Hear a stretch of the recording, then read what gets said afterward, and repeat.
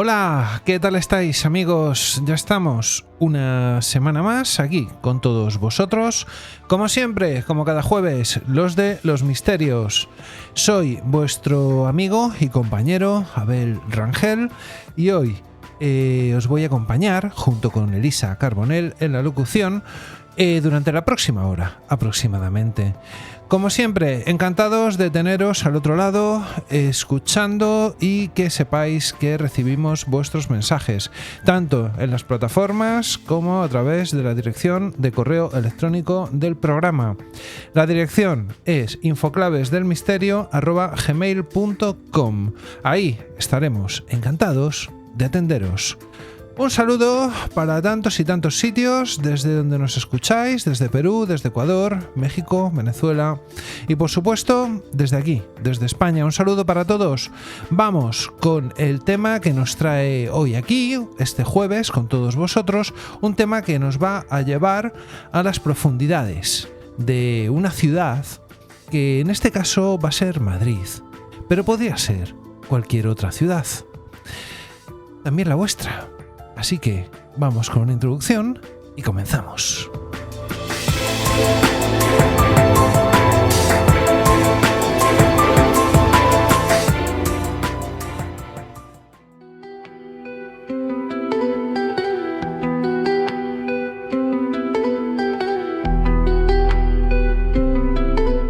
Bienvenidas a Claves del Misterio.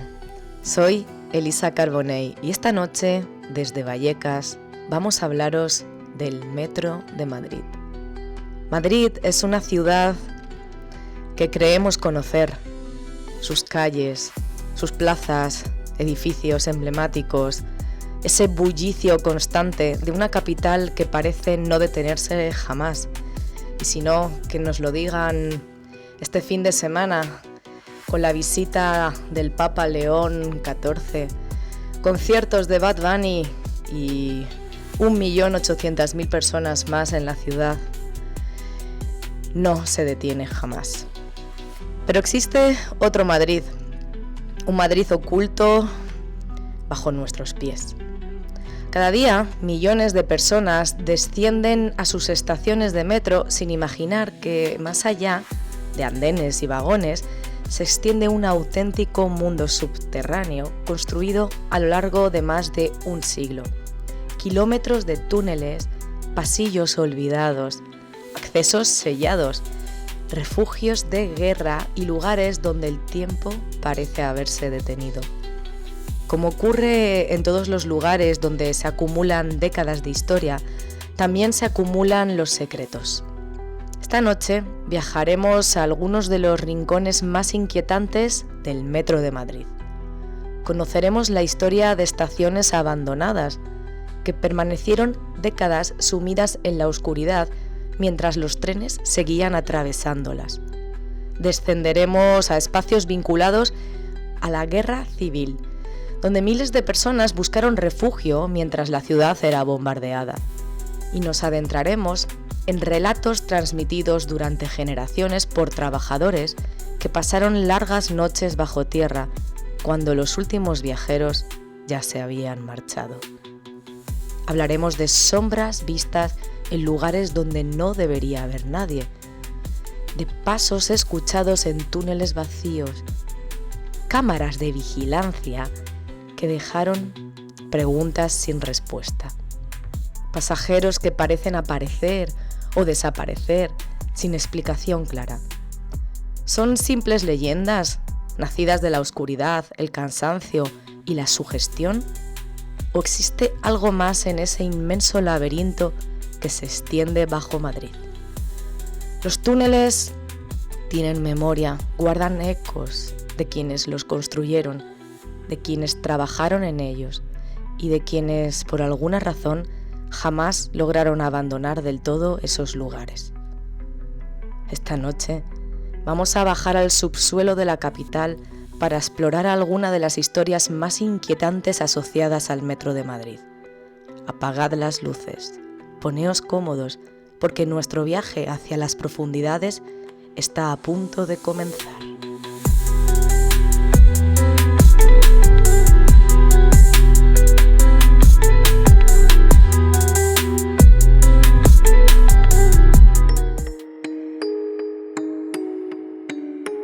Estás escuchando Claves del Misterio en Onda Vallecana.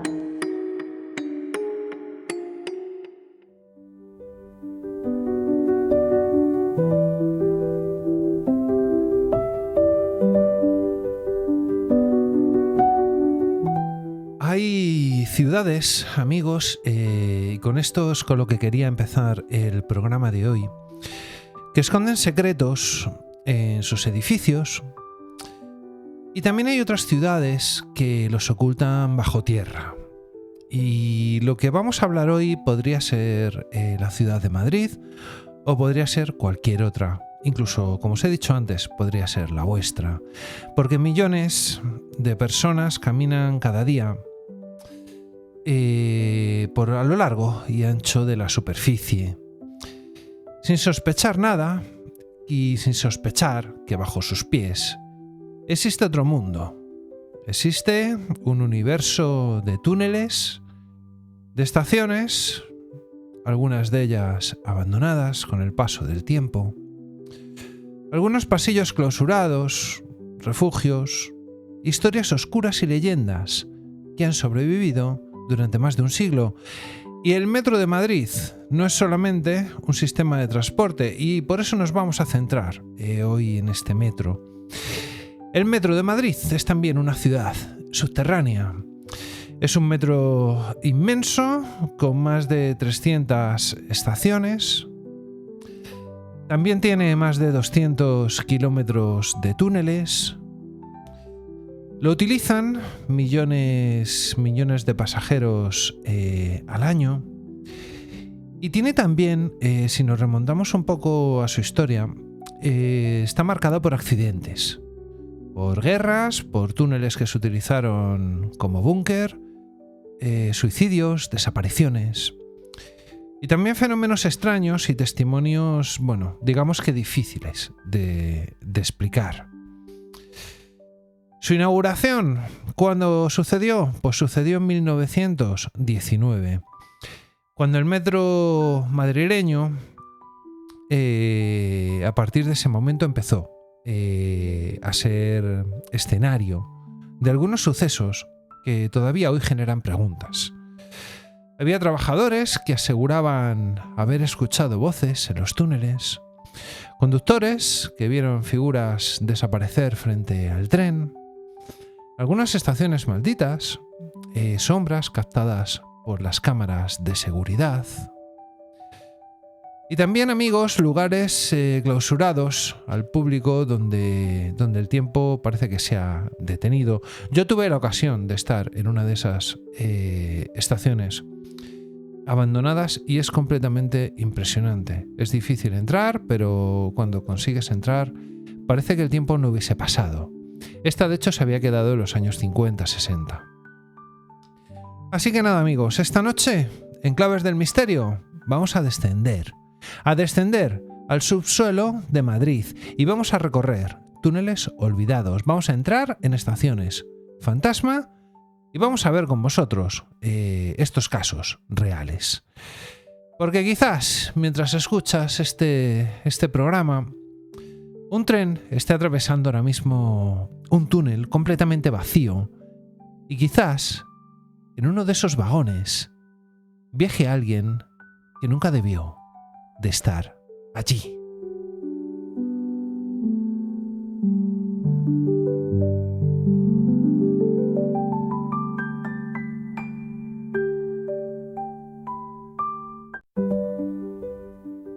Y es que, amigos, para comprender por qué el Metro de Madrid ha terminado rodeado de tantas historias oscuras, tiene además una larga lista de historias cuanto menos curiosas. Pero primero hay que entender cómo nació, cómo se forjó ese metro. Porque el suburbano madrileño no surgió en una ciudad moderna y luminosa. Nació en un Madrid muy distinto al que estamos acostumbrados a ver, y bueno, los que no seáis de aquí lo habréis visto en fotografías o en vídeos. Un Madrid que era muy distinto, estaba lleno de calles estrechas, de barrios pobres, de enfermedades y de enormes desigualdades sociales. y de un subsuelo prácticamente desconocido. Pero bueno, desconocido hasta comienzos del siglo XX. Aquí es cuando la capital empezó, a crecer de una manera acelerada. Los tranvías ya no eran suficientes. Moverse de un extremo a otro de la ciudad se estaba convirtiendo en un problema real. Y entonces fue cuando los ingenieros Carlos Mendoza y Miguel Otamendi y Antonio González Echarte impulsaron el proyecto de crear un ferrocarril, pero de una manera muy especial. Tenía que ser subterráneo y parecido al que ya existía en aquella época en Londres. La idea que muchos pensaban que, Madrid, había mucha gente que decía que Madrid no necesitaba un metro. Otros aseguraban que el terreno sería demasiado complicado. Y algunos periódicos de la época llegaron a publicar artículos afirmando que excavar bajo el centro histórico sería una locura. Pero amigos, el avance y la tecnología al final tienen una velocidad imparable. Y fue precisamente cuando comenzaron las obras y donde aquellas primeras excavaciones, cuando nacieron las primeras extrañas historias. Hay que imaginar cómo eran aquellos trabajos. Hoy en día estamos acostumbrados a verlo con tuneladoras muy modernas, pero no tenía nada que ver. Los obreros trabajaban prácticamente a mano, usaban dinamita, picos, palas, vagonetas para sacar la tierra. Y las condiciones para esas personas que lo construyeron eran durísimas. Había polvo constante, humedad, temperaturas elevadas, escasa ventilación. Y muchos túneles se excavaban durante jornadas interminables, y en algunos puntos del centro histórico aparecieron estructuras antiguas que nadie esperaba encontrar. Se encontraron pozos cegados, galerías, canalizaciones antiguas y, restos también de construcciones. Pero también se encontraron restos humanos. Y esto es importante porque Madrid posee siglos de historia acumulados bajo tierra. Ha habido muchísimos cementerios clandestinos, muchísimas personas que simplemente fueron enterradas ahí hace cientos de años. Así que durante las obras del metro aparecieron estos enterramientos vinculados a iglesias, conventos y también cementerios olvidados que algún día estuvieron ahí.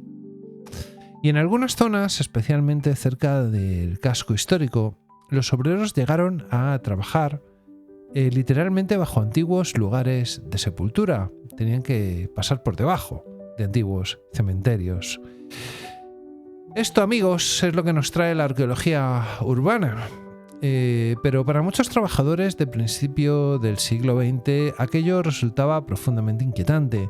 Hay testimonios recogidos años después que hablan de obreros negándose a continuar determinadas excavaciones tras encontrar esqueletos. Otros aseguraban sentir auténtico miedo en algunos tramos. Y aquí aparece un elemento importante. Aquí entran en juego los accidentes. Las obras del primer metro fueron muy peligrosas y aunque no existe una relación exhaustiva y completa de todos los incidentes menores ocurridos, sí se sabe que hubo derrumbes, heridas y muertes laborales. La seguridad industrial de la época también hay que decir que era muy inferior a la actual. En determinados túneles el terreno cedía y en otros aparecían filtraciones. La ventilación era insuficiente y los trabajadores simplemente morían.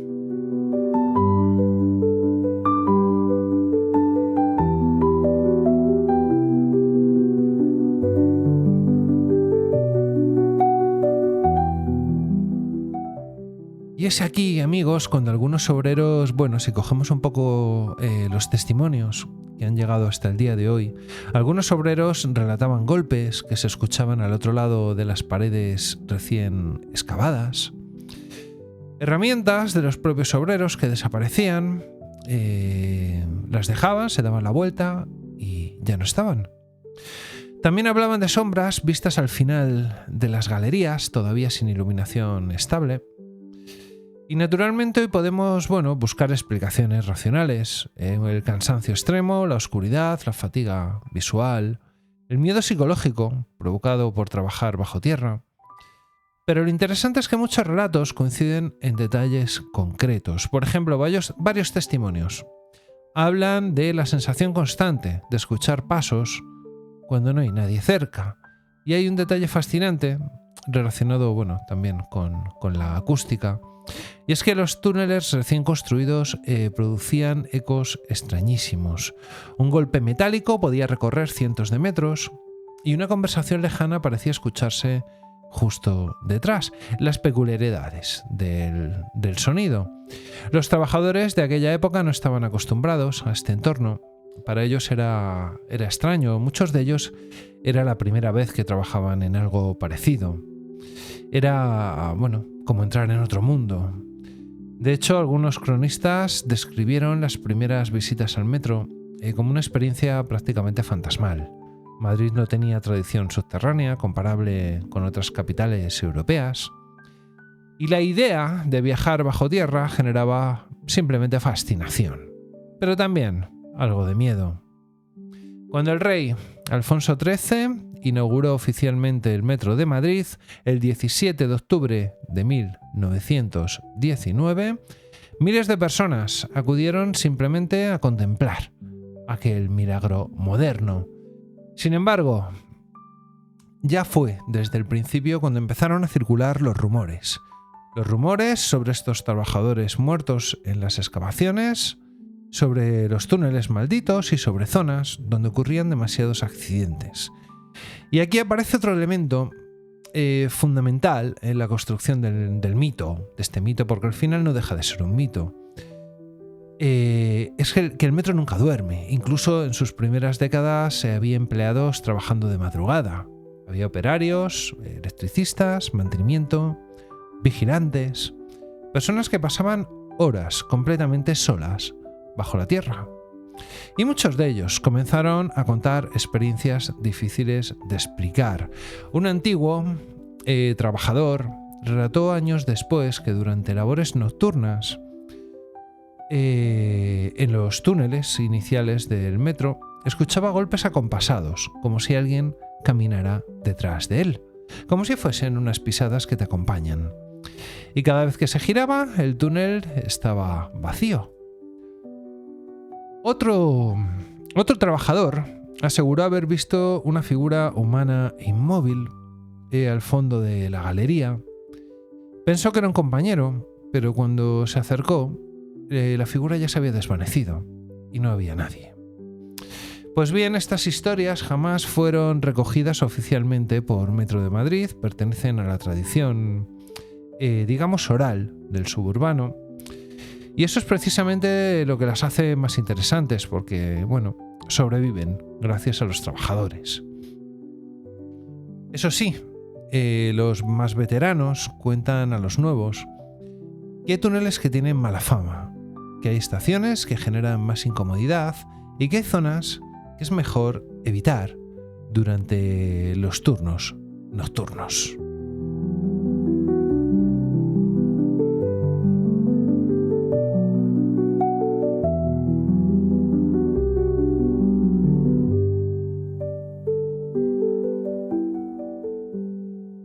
Y esto nos lleva, amigos, a la estación que os comentaba, a la estación que visité hace ya algunos meses. Y es un lugar que representa bastante bien el misterio del Metro de Madrid. Ese lugar es la estación fantasma de Chamberí. Hoy se ha convertido prácticamente en un museo, pero durante décadas fue conocida como la estación fantasma. Os lo explico. La estación abrió en 1919 como parte de la primera línea de metro. Sin embargo, en los años 60 surgió un problema. Y este problema es que los trenes que se iban modernizando eran cada vez más largos. Y la estación de Chamberí tenía una estructura demasiado corta y complicada para adaptarse a los nuevos trenes, por lo que los trenes quedarían parcialmente dentro del túnel. ¿Cuál fue la solución, amigos? Pues cerrar la estación. En 1966 quedó abandonada. Los trenes siguieron pasando delante de sus andenes oscuros, pero ya nunca se detenían, simplemente pasaban de largo. Los que seáis de aquí seguramente habréis vivido la sensación. Durante décadas, miles de pasajeros miraron por la ventanilla y vieron algo inquietante. Veían una estación antigua, con los carteles originales de principios de siglo, vacía y como si estuviese congelada en el tiempo. Esos carteles publicitarios de otra época, esos azulejos antiguos, azules y blancos. Y también oscuridad y silencio. Algunos madrileños recuerdan perfectamente aquella sensación del tren atravesando Chamberí, la luz entrando brevemente en el vagón y durante apenas unos segundos la impresión de observar un lugar completamente muerto. Pero amigos, las leyendas comenzaron cuando trabajadores nocturnos aseguraron haber escuchado pasos en los andenes. También existen testimonios de empleados que afirmaron haber visto sombras moviéndose dentro de la estación de Chamberí, como si estuviesen esperando en el andén. Un antiguo conductor declaró años después que evitaba mirar directamente hacia Chamberí cuando pasaba de madrugada, porque según él, en varias ocasiones creyó distinguir personas inmóviles observando el tren desde el andén. Cuando se realizaron trabajos de restauración para convertirla en el museo que es hoy, algunos operarios aseguraron sentir esa incomodidad extraña de quien no quiere estar ahí. Había zonas especialmente frías, ruidos inexplicables, una sensación de constante vigilancia. Sugestión, posiblemente sí.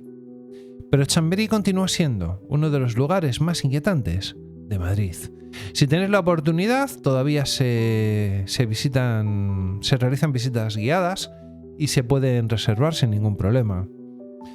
Así que amigos, estación de Chamberí sigue pareciendo lo mismo que fue durante décadas un pedazo del pasado que os invitamos a conocer, atrapado bajo la tierra.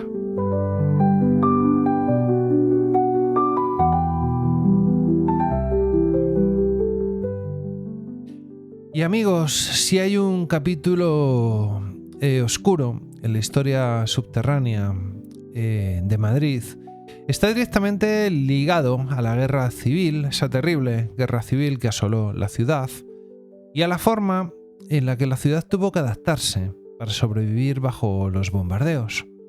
El metro de Madrid ya existía en aquel momento, pero lo que ocurrió entre 1936 y 1939 transformó por completo la percepción de los túneles del metro. Todo durante los ataques aéreos, muchas estaciones dejaron de ser simples puntos de paso y se convirtieron en refugios improvisados para miles de civiles. Esto ha pasado además en Ucrania, en cualquier ciudad que sea atacada y tenga metro, los andenes siempre son el refugio principal. Así que los andenes de Madrid quedaron llenos de familias, de niños, colchones en el suelo, luz tenue y largas esperas, mientras las bombas caían en la superficie. Este uso del metro como refugio, está completamente documentado, pero lo que genera el componente de misterio, no es lo conocido, sino lo que algunos testimonios posteriores dejaron entrever. Algunos trabajadores del metro, décadas después del conflicto, hablaban de galerías laterales y accesos sellados que no siempre coincidían con los planos oficiales. Los planos oficiales más conocidos de la red de aquella época. Túneles de servicio, accesos técnicos a algunos túneles y pasadizos que en algunos casos quedaron cerrados tras la guerra, sin una documentación clara de la función que tenían. Esos túneles simplemente se cerraban y quedaban sellados para el resto. En determinadas ampliaciones posteriores fue cuando empezó a salir a la luz todo esto. Ingenieros se encontraron con estructuras que no encajaban del todo en el trazado previsto, muros de cierre improvisado, accesos tapiados con materiales distintos a los usados en la construcción original del metro y pasillos que no aparecían reflejados en los planos que tenían. La explicación oficial es coherente, se trata de obras auxiliares, desvíos y modificaciones de emergencia realizados durante la expansión y los años de guerra.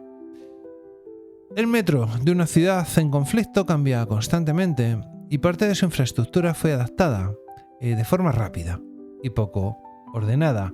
Pero el origen del misterio, amigos, está en otra cosa, está en la sensación de que bajo el metro conocido pudo existir una red compleja, o por lo menos más compleja de la actual, de lo que se documentó en su momento.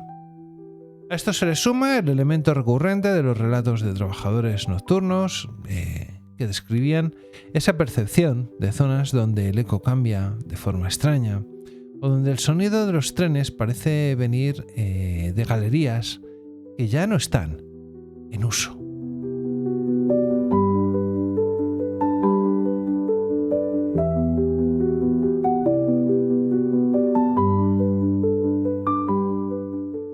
No hay evidencias, amigos, de estructuras ocultas, funcionales, ni de túneles secretos operativos fuera de la red conocida. Pero sí hay una realidad innegable, y es que el metro de Madrid fue utilizado en condiciones extremas durante la guerra, y parte de su infraestructura sufrió transformaciones rápidas que no siempre quedaron registradas de forma correcta. El resultado es un escenario perfecto para el misterio, una red real, ampliada y modificada y reutilizada en uno de los periodos más caóticos de la historia de la ciudad. Dentro del metro de Madrid circula un relato que os lo quería traer, aprovechando también este paseo por el metro, que ha pasado de boca en boca entre personal de estaciones y seguridad durante años, y lo ha hecho especialmente en los turnos nocturnos.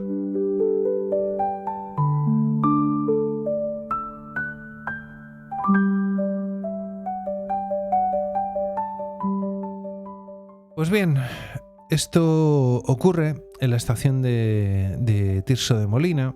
Para los que no seáis de aquí, Tirso de Molina está muy muy cerca del centro de la ciudad, de la estación de Sol, y la historia habla de una mujer que entró en la estación en un momento de poco tránsito, y las cámaras de seguridad registraron su acceso al vestíbulo, registraron su paso por los tornos y también su descenso al andén con normalidad. No hay nada extraño en su comportamiento y tampoco hay señales de alteración o de incidente. A partir de ahí, el registro visual se vuelve incompleto. Se la ve en el andén, esperando, y en algún momento posterior deja de aparecer en las grabaciones disponibles de ese tramo en concreto. No hay una salida claramente identificada en las imágenes. Es como si de repente se hubiese esfumado, estando esperando en el andén. Cuando el personal revisó el sistema, se comprobó que no existía un paso registrado por tornos de salida en el intervalo de tiempo esperado, así que la mujer no había salido. Eso activó, las alarmas y una revisión inmediata de cámaras de estaciones cercanas y de posibles desplazamientos dentro de la red. Si esa mujer había bajado, ¿por qué no había salido? ¿Dónde estaba? El resultado de esas comprobaciones no aporta una secuencia completa, no se logra reconstruir con precisión el recorrido dentro del sistema, algo que en condiciones normales sí suele ser posible gracias al control de accesos y a la red de videovigilancia. Pero el caso, que al no encontrar nada, el caso se cierra sin una explicación, ni anómala ni coherente. Se consideró toda esta historia de la mujer como una incidencia de trazabilidad incompleta, algo que puede ocurrir con ángulos muertos de las cámaras, con fallos de sincronización o simplemente por no haber coincidencia clara entre los distintos registros disponibles. Con el tiempo, sin embargo, el episodio se ha mantenido en el entorno del metro como un relato inquietante, y precisamente por eso no hay un evento espectacular ni hubo un evento extraordinario, sino que fue simplemente eso. Esa mujer bajó al metro y desapareció. Nunca salió por los tornos, nunca llegó a la calle y nunca nadie reclamó su presencia.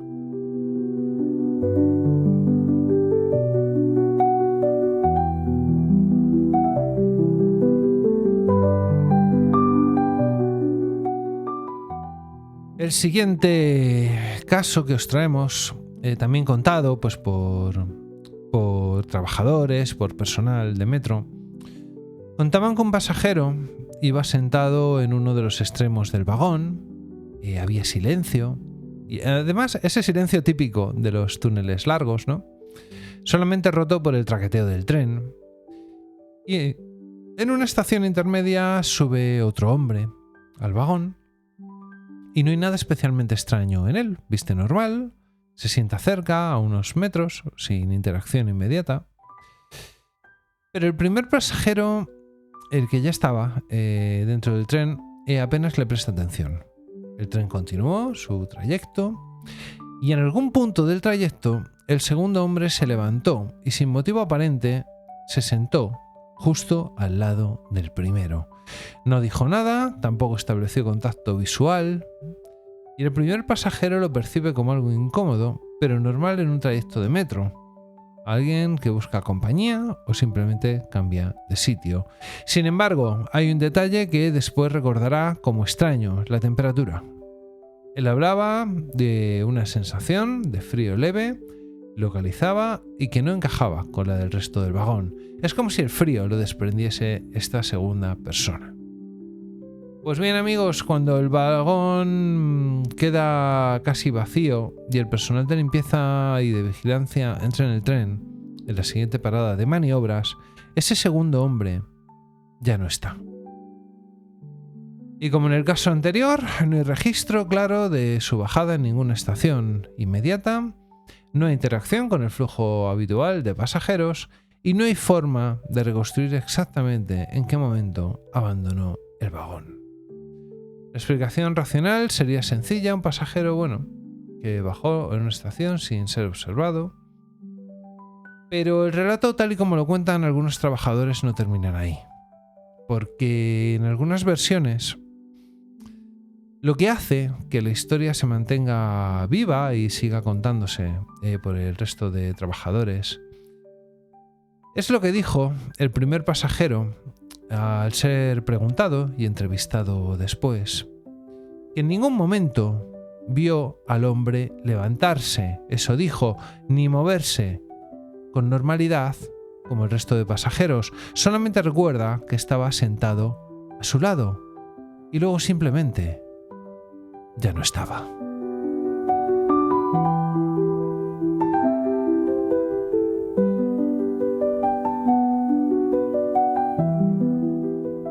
El siguiente hecho curioso que os he querido traer aquí porque he querido recopilar algunos, fue un accidente que ocurrió en la estación de Tirso de Molina, que también la verdad que es que arrastra una oscura tradición popular.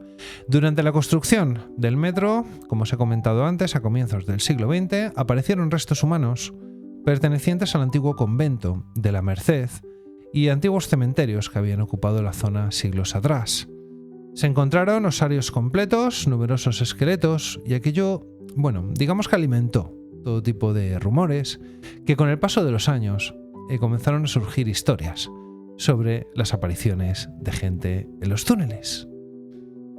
También tenemos un hecho curioso, un incendio en 1971, y fue uno de los sucesos más dramáticos que ocurrió. Esto ocurrió, si no recuerdo mal, un 10 de enero de 1971, cuando un tren sufrió un incendio, un grave incendio, entre las estaciones de Empalme y Aluche.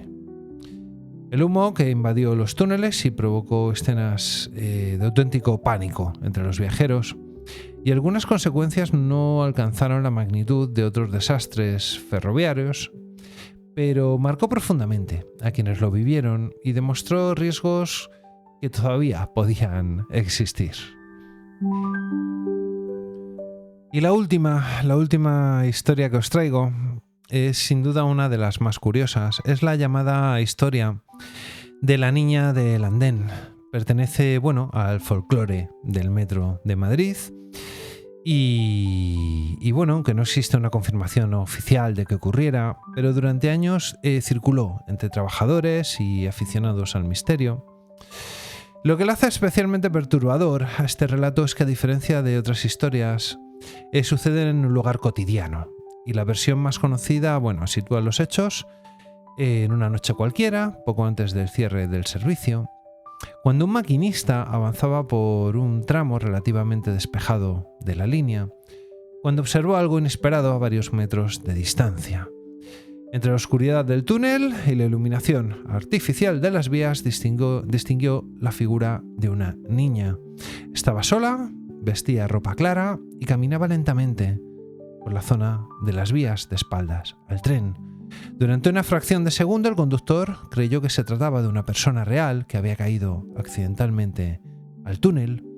Así que actuó de inmediato, accionó el freno, el convoy se detuvo, los protocolos se activaron, varias personas acudieron al lugar esperando encontrar a la menor, pero no había nadie. Los trabajadores inspeccionaron la vía en ambos sentidos, revisaron los accesos, buscaron varios minutos en los túneles, pero nada. La niña había desaparecido. Pues bien, según la leyenda, el maquinista insistió durante años en que había visto claramente a la niña caminando delante del tren, y no era una sombra ni era un reflejo. Él aseguraba, y lo aseguró muchos años después, que era una persona de carne y hueso. Algunas versiones, amigos, afirman que posteriormente se revisaron las grabaciones de seguridad y en ellas, según el relato, aparecía ciertamente una figura durante unos instantes cerca de las vías. Era una imagen borrosa y de corta duración con las cámaras de la época, pero la figura estaba. La figura que decía haber visto el maquinista quedó registrada en las cámaras. Sin embargo, amigos, jamás se hizo pública ninguna grabación y no existe evidencia documental que respalde hoy en día esta historia. Pero las leyendas rara vez necesitan pruebas para sobrevivir, ¿verdad?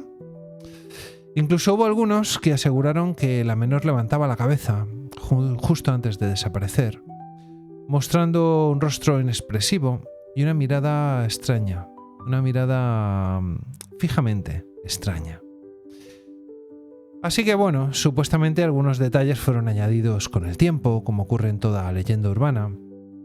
Pero convirtieron o ayudaron a convertir esta historia en algo que ha quedado por el paso de los años, ha quedado en el imaginario público. Y hoy, cuando los últimos trenes recorren las líneas casi vacías y las estaciones quedan en silencio, esa leyenda continúa. Y continúa muy cerca de nosotros, lo suficiente para que el conductor crea haber visto a alguien y cuando vuelva a mirar, ya no haya nadie.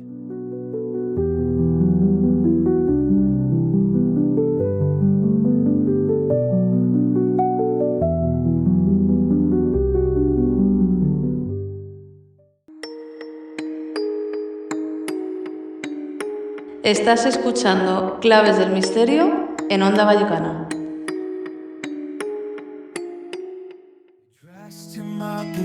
Not praise, and mocked the king with human ways, but Jesus stood with silent grace. No army rose, no sword was raised. He said, my kingdom's not from here, no throne of earth, no rule of fear. He came to show a greater reign, where mercy lives and truth remains. Nos vamos, amigos, con este paseo por uno de los metros más antiguos del mundo y que realmente, y como hemos visto, está lleno de historias formidables. La semana que viene, el jueves, nos vemos, como siempre, aquí en Claves del Misterio, donde estaremos encantados de compartir con vosotros este ratito de radio. Así que nada, no olvidéis las vías de contacto del programa, donde estamos deseando atenderos para cualquier consulta, sugerencia o comentario, que siempre será bien recibido. Nos podéis escribir a la dirección de correo electrónico del programa infoclavesmisterio@gmail.com. También podéis escuchar todos los capítulos anteriores en las plataformas de podcast, en iVoox, en Spotify, en Apple Podcasts, en Podium y en Amazon Music. Y por supuesto en nuestro canal de YouTube @clavesmisterio. Así que nada más, amigos, desearos una feliz semana de parte de todo el equipo que realiza este programa. Y como os digo siempre, y recordadlo, ahora que llega el verano, sed muy felices. But heaven's voice will still recall the call to love, to serve to you, not conquer lands but hearts be healed. Oh church, beware.